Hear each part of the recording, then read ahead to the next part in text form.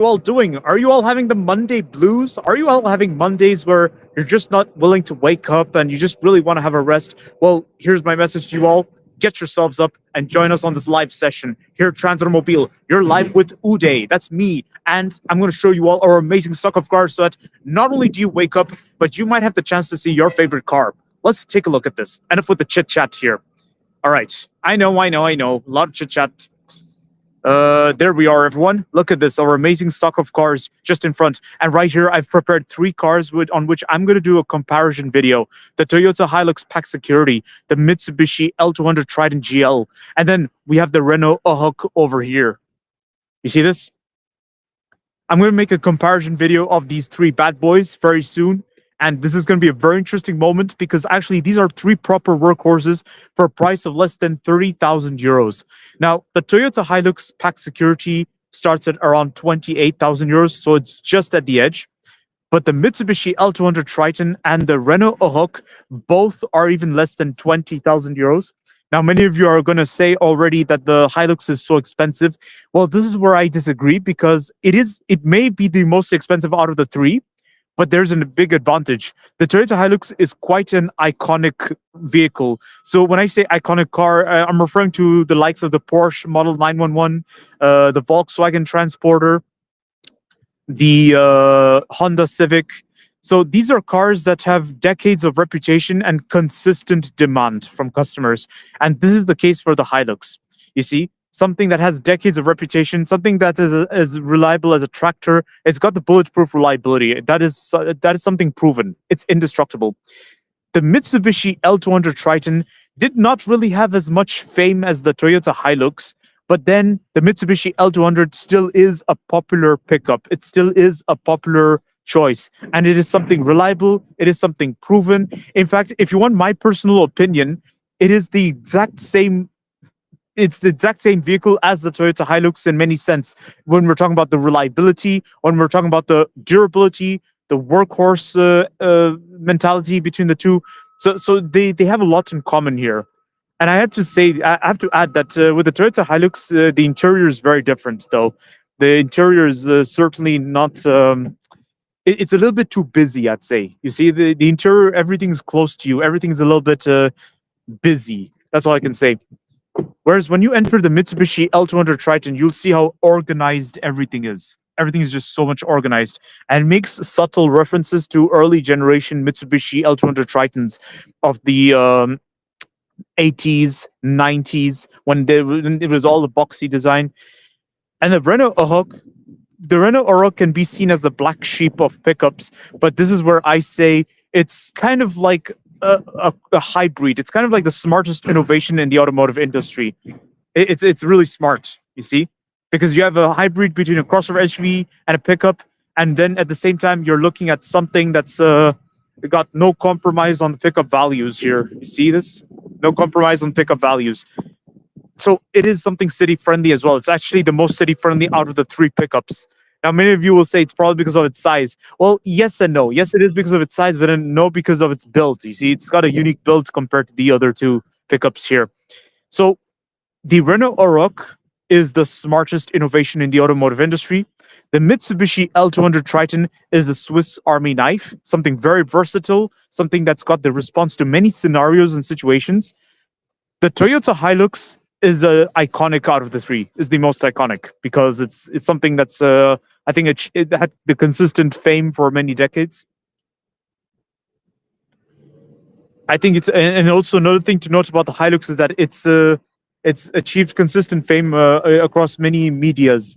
Even on even journalists went as far as to calling it indestructible. I think that's what contributed to the Hilux being an iconic, the most iconic out of the three. You see?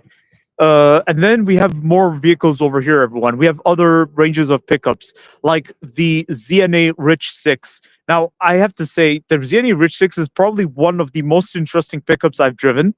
Never judge a book by its cover, because these two pickups are actually less than 20,000 euros, but they scream value for money. Look at this. Inside, you get leather seats. You have a digital display for your climate control. There's a lot of unexpected goodies you get, you see? The interior looks quite premium, by the way. automatic transmission.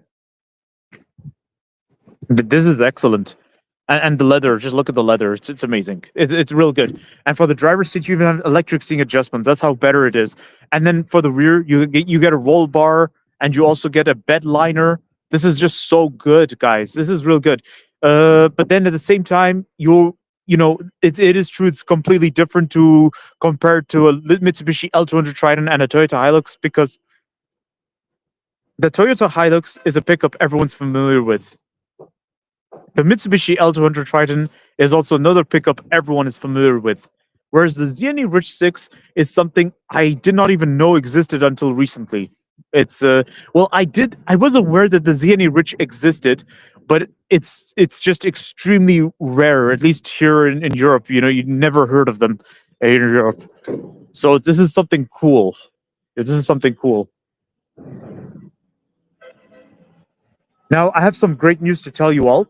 I've just learned that Mitsubishi returned to the EU market not too long ago. So this is really, really nice. This is quite a big promise here. It's very, very promising. I'm quite impressed actually with the development. It's a very, very good development. We'll see how things go. Wait 1 second, guys. Oh, just gonna go to this side because this is where I have some treat for you all. We're gonna have a look at an Army of Land Cruiser 70s series. That's right, the Army of Land Cruiser 70s series. Look at this. These are, I think, the backbone of Trans Automobile, if metaphorically speaking, because these are at the moment one of our best-selling pickups. Along with the Mitsubishi L200 Triton, we have an army of Toyota Hiluxes coming soon. Speaking of Hiluxes, here we are. We have the Toyota Hiluxes right here with different configuration and trim levels. But let me first talk about the Land Cruiser 70 series. For those of you wondering about the price of the Land Cruiser 70 series, the Land Cruiser 70 series start at a price of around 40,000 euros. That is with the 76 series right over here. The 76 series will be your traditional 4x4, a 5-door with a spare tire onto the back. But make no mistakes, it is not a 7-seater. This is a 10-seater. It's a 10-seater, everyone. Right next to the driver's seat, you can sit 2 passengers. And towards the rear, you can sit, towards the middle, you can sit 3 passengers. And towards the third row, you can sit 4 passengers. And towards the rear, you get a 60-40 split door. That's the ratio you get. Onto the 60 ratio, that's where the spare tire will be bolted on. That's where it will be equipped onto. So this is a really, really cool thing. You see, Toyota doesn't maintain this design for the nostalgia or for the memories. They actually maintain this design out of necessity. It's a proven design, something durable, and something easy to work on, especially when it comes to the mechanical aspect of the car and technical aspect. You see, the simplicity, everyone. That's the point here. And then over here we have the other Toyota Land Cruiser 70 series. This one has the cream paint to it. I think it's like cream yellow, cream white. It's notable. It's very notable. But then we also have this limited one over here, the limited edition. We also have the double cabin version, which is at our stock of cars at Brussels. This is the limited version, and it's quite significant thanks to the striping on the side, chrome side mirrors, and the 5-spoke alloys, which look very stylish, by the way. In fact, from certain angles, they kind of remind me of the 1980s. There's something about them that remind me of the 80s. It's very nice. Leather up multifunctional steering wheel with the wooden trim. The wooden trim with Land Cruisers is always bellissimo. I just love it. It's beautiful. Then you also have the cool box and the leather seats with the Alcantara touch to the middle. It's beautiful, guys. It's just wonderful, exquisite. Exactly what I always wanted to see, especially when I'm looking at a premium car or a trim level that's at its highest. But then it's not always essential to have leather seats and wooden trim. Sometimes it's essential to have the sporty touch, like you get with the Toyota GR Sport. Look at this. Right in front of me, we have the Toyota Hilux GR Sport, which is the top of the range Hilux. And it's ironic I'm looking at this one because right next to it, we have the entry level Hilux. So you see the contrast, big contrast you get. Now, here, there's no such thing as a hierarchy because both of them have the same advantage and both of them have the completely different purposes. The Toyota Hilux Pack Security is clearly a workhorse. The Toyota Hilux GR Sport is clearly a lifestyle pickup. So the pack security, as I mentioned earlier, is a workhorse meant to compete against the likes of the Mitsubishi L200 Triton GL. It's a workhorse meant to work at the mines, meant for law enforcement, meant for construction. You see, I can picture this at a work site for sure. The Toyota Hilux GR Sport is definitely perfect for the weekends when you're going outdoors or when you just want to go to the mall with a sporty twist. You see, it's kind of like the Ford F-150 Raptor or the Ford Ranger Raptor, but then there are prominent differences. The Ford Ranger Raptor has a more off-road theme to it. It's more off-road centric. The exterior, it looks more aggressive. Whereas the Toyota Hilux, the GR Sport clearly looks more sporty. But make no mistakes, there is no compromise on off-road capabilities. That's for sure. There's no compromise there. It's there you are. The interior with the Alcantara touch and the leather seats. Now this is very durable material, by the way. I can confirm this because in my pickup I have this similar material towards the middle. That's I don't think it's Alcantara. I think it's tissue. No, it's not tissue either. But whatever this material is, it's very durable. It's real good. And you have driving pallets for the leather-wrapped multifunctional steering wheel. It's got a nice touch to it. Now, when it comes to Toyota GR, the GR trim level is actually reliable, and that's something I always respected about Toyota because Toyota always sticks to their initiative. Toyota always sticks to their guns. You know, they're not like certain car manufacturers which only focus on the aesthetics and performance, but not on the reliability. I'm not going to say what those manufacturers are because we export we export cars from all car manufacturers.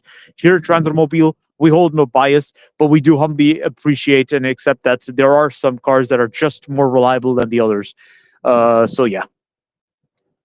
And Toyota, it just happens to be one of the most reliable, along with Mitsubishi, Suzuki, and Renault as well, Iveco. These are the cars we have here are very reliable, and also it's because we make it reliable. We take great care of the cars we have here, and you never know. You might be looking at your favorite car right now as we speak, like this Toyota Land Cruiser 76 Series Limited, right over here. This particular Land Cruiser Limited has the black paintwork. Looks quite nice.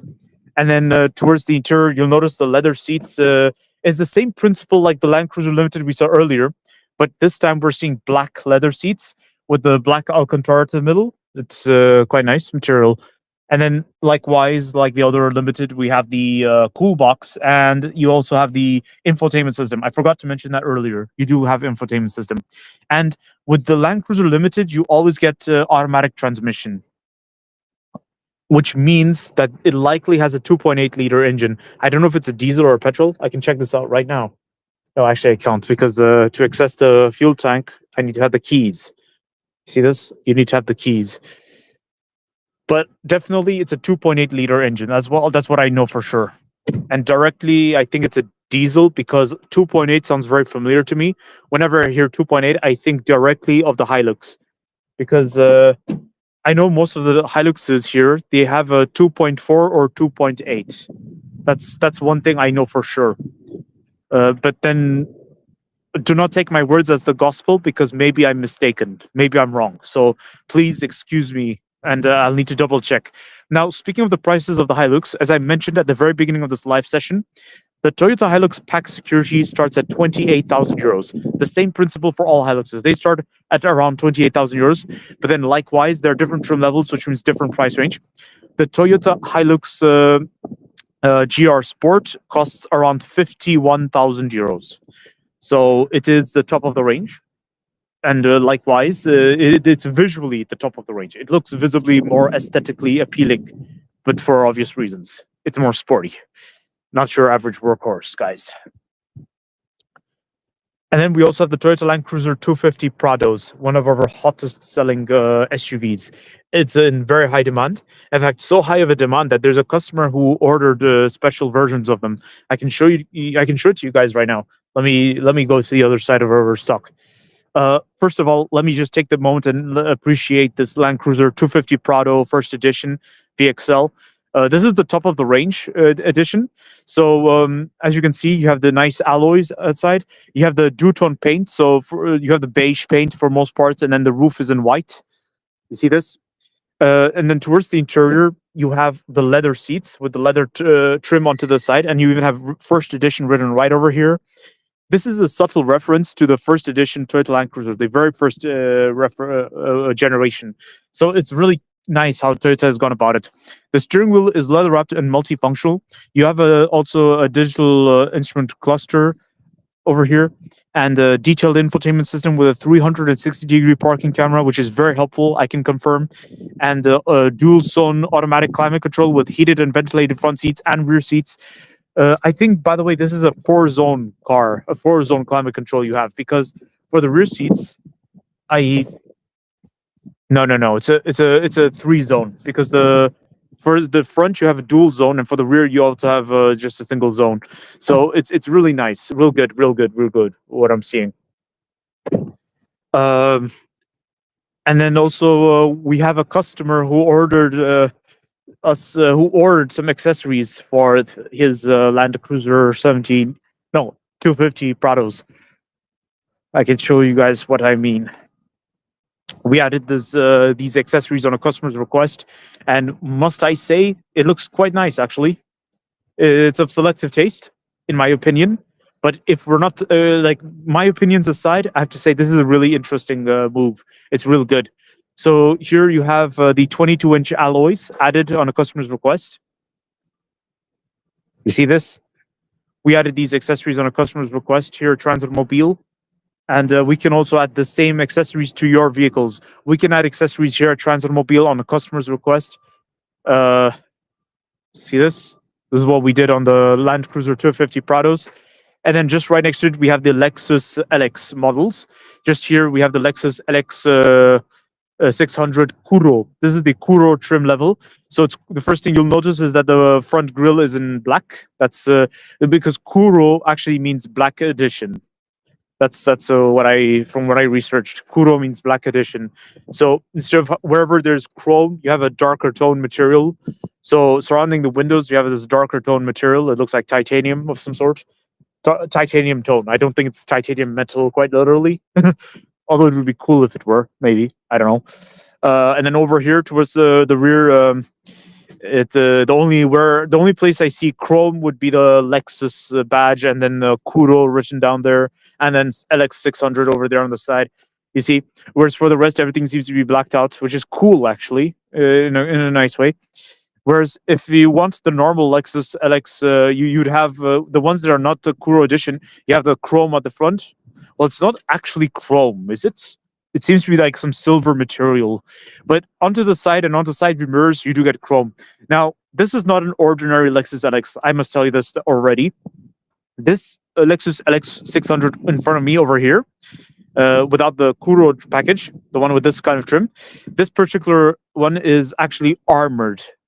So this is why something is very different about the windows. They all seem to be tinted, but if you open the door, you'll notice first thing that the doors are pretty heavy. You see this? It is armored. This is cool. This is so cool, everyone. And we ordered this beast in a customer's request, on a customer's request. So I don't recommend you closing the door too hard. Just let it soft close. All 4 doors get soft close, which is a plus, which is such a cool thing to have, by the way. But then towards the rear, it's very similar to the Kuro version in a sense. Everything seems to be, yeah, it's just I think like every other Lexus LX, I guess. But then the roof rack is also chromed. I think it's not chrome again, but it's some silver material. Whereas on the Lexus LX Kuro, you have it in black. It's all blacked out. So it's really interesting what I'm seeing over here. By the way, the leather seats, there's something about Lexus and their leather seats that just seem to be really nice, very pleasant. They did a good job with this tone of leather, by the way. It's real nice, real nice. It is good. We're good here. We're good. And I also like the wooden trim. The Lexus, I think they have like one of the most pleasant looking leathers and wood, especially the color of the leather you can choose is amazing. I just wonder, what is this? Is this extra storage? Oh, it's nice. Extra storage over here. just like the Volvo XC90. That's really cute. It's real cool. Here at Transit Mobile, we export brand new vehicles of all car brands and all from all car manufacturers. So we've exported brand new Volvos, BMWs, Mercedes, and Audis. In fact, not too long ago, we did have an Audi SUV and a Mercedes SUV, and must I say, they were very nice cars to have. The Audi Q7 we had, it was an SUV, a Q7. We also had a Q3. They were nice cars to drive. I'd say they're just, I think, more on the techie side. Audi is always more on the techie side. Out of the three, Audi is the tech geek here. Uh, Mercedes is, I think, the most classy. It's the most conservative out of the three. It's definitely about old school luxury. It's, just evolved over time, and especially with their design, you know. Whereas BMW is definitely the people say BMW is the most sportiest and the most dynamic, but I like to say BMW is just the most driver centric. In fact, I had the chance to drive a BMW 5 Series not too long ago, and I have to say it was it was very agile. It was the acceleration was actually quite nice. And the steering was very good. The steering radius was nice because the engine powers the back wheels on the 5 Series, so that's why it was really good to maneuver with. But then the problem I have with the 5 Series is that it's well, I mean, whatever I'm about to say is my opinion right now. It's just maybe it's image. You see, maybe that's just my opinion. Don't take whatever I said literally, guys. Oh my gosh. Yeah. And then over here we have another Toyota Land Cruiser 250 Prado VX. This one's nice. Now I had the chance to drive the Toyota Land Cruiser 250 Prados, and I have to say they are very pleasant to drive. Actually, it's something very smooth about them. The it's real good. It's real good, and I like the boxy image you have. You see, and you also get those. I noticed that all Land Cruisers have this prominent bumper, the bonnet. You see this? This kind of bonnet. I've noticed this with most Land Cruisers, if not all. The Nissan Patrol is just right here, and I have to tell you this already. It's perhaps not a secret by now. The Nissan Patrol is actually my dream car. I like it. I had the chance to drive it. It's quite a nice 4x4. I'll tell you this already. Now you look at this.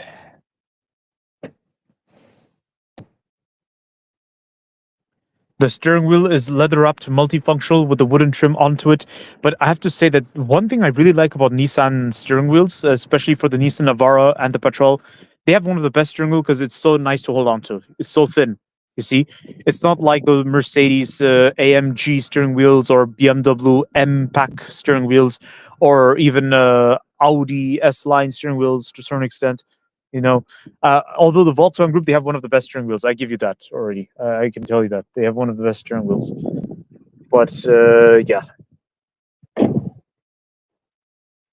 Nissan Patrol is good, real good, real good.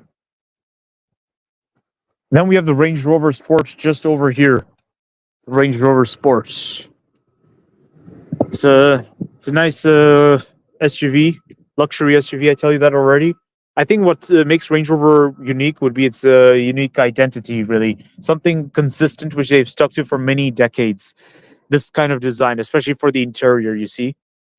It's really good. They've kind of evolved for the better. It's real nice, real nice. And you have to have the soft close technology for the Range Rover Sport. That's good.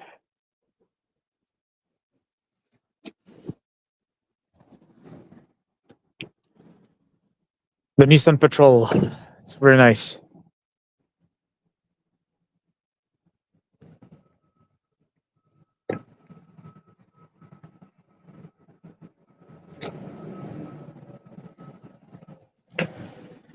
And then we have an army of Suzuki Jimneys. I'll show you guys what they're like in a moment. And here is Mark. Hey, Mark. How are you, Mark? That's good. That's good. And just right over here is our hippie van.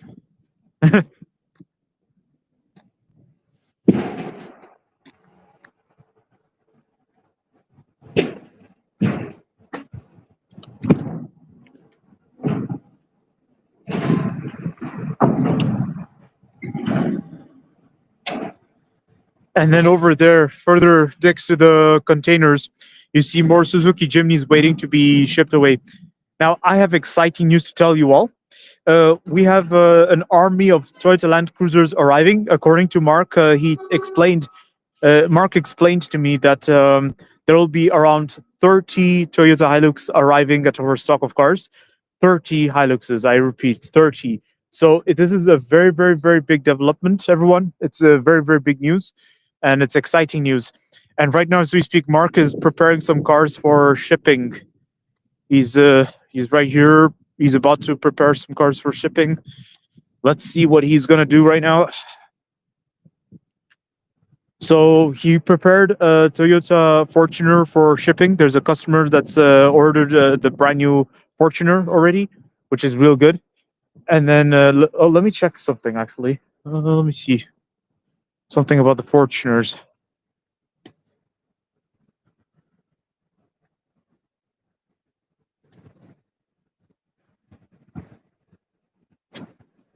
Oh, righty. And then we have the RAV4 over here and the Toyota Corolla Cross. The Toyota Corolla Cross is real good. Anyways, let's go back to Mark. So Mark has just prepared the ZNA Rich 6. So the ZNA Rich 6 over here is going to get prepared for shipping.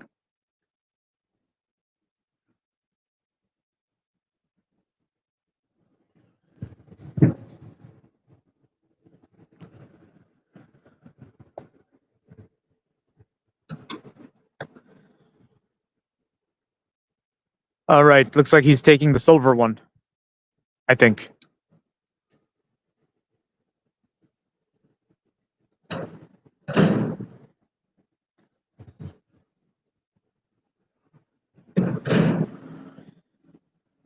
All right, there we are.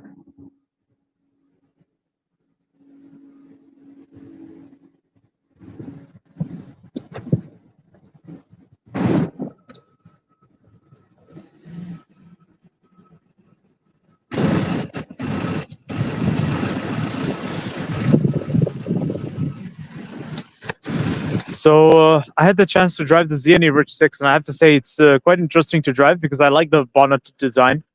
The design of the bonnet is actually quite nice. I tell you that already. It's really appealing to look at.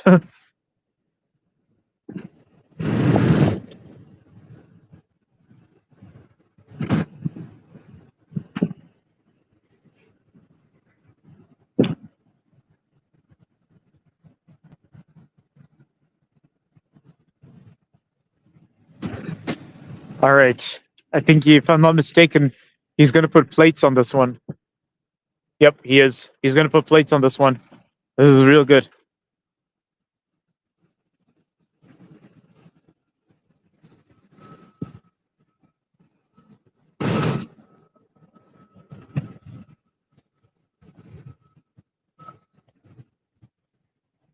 And then over here, we have an army of Mitsubishi L200 Tritons. I wouldn't be surprised if half of them have already been sold and are just waiting for the green lights to be moved. This is the Mitsubishi L200 Triton GL, as I mentioned earlier. This is quite nice.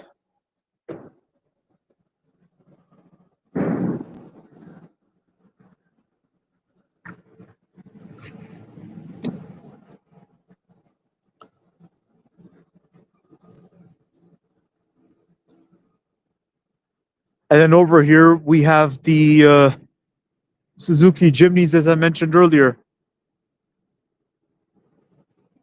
And then over here, another Suzuki Jimny. And there is my magic carpet, the Volkswagen Passat that brought me safely to Antwerp. And here's Mark. He's about to move the ZNA Rich 6.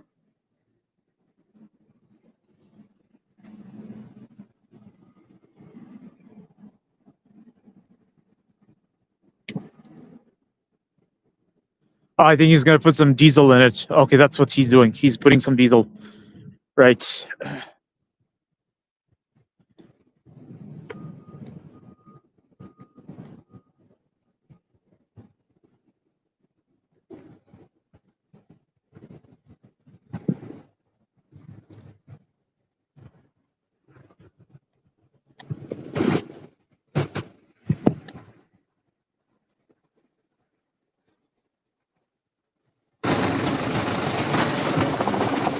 I see we're adding some diesel. Oh yeah, gotta add the diesel to that thing. Whoa, whoa, whoa! What's happening here?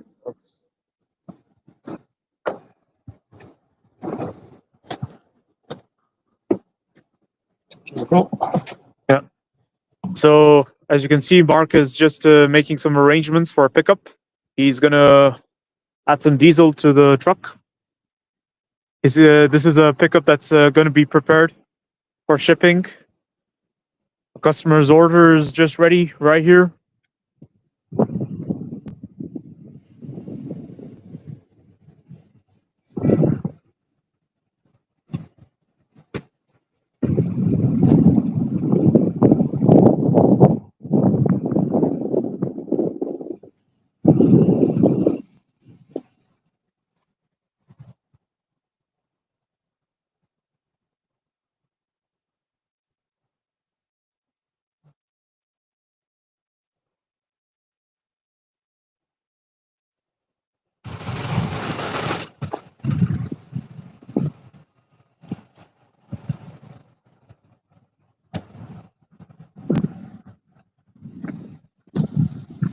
And then right here we have the Toyota Hiace high roof. The Toyota Hiace high roof is one of our hottest selling mini buses. I tell you this right now. I had the chance to drive the Toyota Hiace high roof, and I have to say it's one of the best mini buses I've ever driven. It's just really, really, really nice to drive. It's there's something so pleasant about the steering wheel. It's light, and also the handbrake and the gear shift is very smooth. The handbrake is so quiet, by the way. And at one point, I didn't even know the handbrake was working. That's how quiet it is. It's so nice. I like it. And when I say I didn't know the handbrake was working, I meant in the context of whether I actually activated it or not. But because make no mistakes, of course, like it's a Toyota, so everything is going to work. It should work. Everything should work, especially for a brand new vehicle. And we make sure of that here at Transit Mobile. Now, having errors, making mistakes is a common problem across many industries. It's not just in the automotive industry. And here at Transit Mobile, we make sure to rectify it before it even reaches the customer. Here we have the Mitsubishi L200 Trident GLX. This one is quite unique. It's the mid spec. It's the upper trim level with the alloy wheels and the painted front bumper. And then you also have the Mitsubishi L200 Trident GLS, which is the top spec, the top of the range, with the alloy wheels, painted front bumper, and also the front grille has a black tone to it, black paint, chrome side mirrors, chrome door handles. And then towards the interior, you have the automatic transmission with the Mitsubishi Super Select 4x4 system, whereas the other Mitsubishi L200 Tridents do have the normal traditional 4x4 system. Now, I also want to remark to you all that, as I mentioned at the very beginning of this live session, I'll be making a comparison video between the Toyota Hilux Pack Security, Mitsubishi L200 Trident, and the Renault Aruc. Already, one thing we should know is that the Mitsubishi Triton, the L200 Triton, and the Toyota Hilux Pack Security, they both have the same 4x4 system, where you have three modes: two-wheel drive, four-wheel drive high range, and four-wheel drive low range. So, in many senses, the Mitsubishi L200 Triton and the Toyota Hilux, they both have a lot in common. But then there are fundamental differences, guys. The image is a very big difference. First of all, as I mentioned at the beginning, the Toyota Hilux is an iconic pickup. It's something famous across the automotive industry. And it's something that the media has also really emphasized on. It's something the media always talks about. The indestructibility, it's always on the news. Everyone notices a Hilux on the news wherever in the world you see. Whereas the Mitsubishi L200 Triton is not exactly a social media star, but make no mistakes, it has the same capabilities and the same reliability as the Toyota Hilux. But the big difference is that the Mitsubishi L200 Triton is more of a Swiss Army knife. It's a versatile pickup with answers to many situations, because the Toyota Hilux is, whilst it is the most famous pickup of the three, it is also a tractor to drive. It's a workhorse. Whereas the Mitsubishi L200 Triton earned a reputation for being the Swiss Army knife, in the sense you could do many things with it. You could drive on tarmac with it if you need. You could go on road trips with it if you need. You could also get work done when needed. You could drive almost anywhere with this and not feel any compromise here. You see, that's the big difference, really. That is a big difference. Whereas the Renault Oroch, the size is already self-explanatory. The nature of it is very self-explanatory. It's the most car-like out of the three, but make no mistakes, it's still a pickup. And it's the most clever innovation I've ever seen in the automotive industry, the Renault Oroch. I think it's like the smartest thing I've ever seen in the automotive industry because it solves the pickup problem. In a generation today where many people are using their pickups for road use, the Renault Oroch answers the problem here. It responds to the problem here.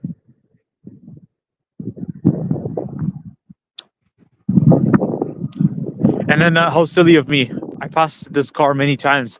I forgot to show you all the Toyota Land Cruiser 300. The Toyota Land Cruiser 300 GXR. Just right over here. The hot seller. Hottest selling. In fact, we also have one more at Uccle, at our stock of cars in Brussels. And then just over here, as I mentioned briefly earlier, we have the Toyota Land Cruiser. We have the Toyota Corolla Cross. I had the chance to drive this car, and I think it's like one of the best cars I've ever driven. The steering wheel is so smooth, and I like it how maneuverable it is. It's really nice. It's real good.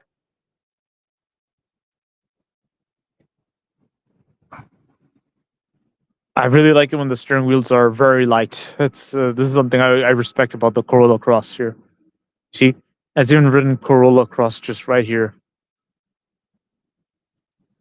And then right next to it, we have the bigger sibling, the Toyota RAV4. I like to think of these two as siblings, and that's just metaphoric, guys, because these two are not related to each other in any ways, but they both share the same philosophy. The philosophy of having the SUV image and a very car-like driving experience. That's the same philosophy they both have. See? It's a similar philosophy. Car-like driving appeal, yet the SUV image. But it should be noted that the Toyota RAV4 just happens to be a bit more, I'd say, it's a bit more on the premium leaning, I'd say. It's more premium leaning, and it also has a more, I'd say, definitely, it has a bit of Lexus vibes to it. There's something a bit American about it. American, Lexus-ish. So it's quite nice. It's very appealing. The front reminds me of the Toyota 4Runner. It's really nice. So yeah. By the way, the Toyota 4Runner used to actually be my dream car briefly. That's how nice it is. So yep, that is that, everyone. Our stock of cars that continues to expand because we will be having a lot of Hiluxes passing by very soon. So we'll see how things go here, guys. This is going to be really interesting. Well, I'm going to wrap this up right now, guys. So, all right, everyone, take great care of yourselves. Make sure you push the subscribe button, push the like button, and follow us on Instagram, YouTube, Facebook, and even TikTok, guys. We're going to go live on TikTok very, very soon, actually, at 11 a.m. CAST. I look forward to seeing you all there in the party. All right, take great care of yourselves. I look forward to seeing you all very, very soon. And if you're not having a great day, make sure you have a great day because it's very important, all right? If you're having the Monday blues, make sure you follow us because we're going to make sure we eradicate your Monday blues. Because you never know. You're going to see your dream car right here. What do you think, guys? All right, take care of yourselves, and I'll see you.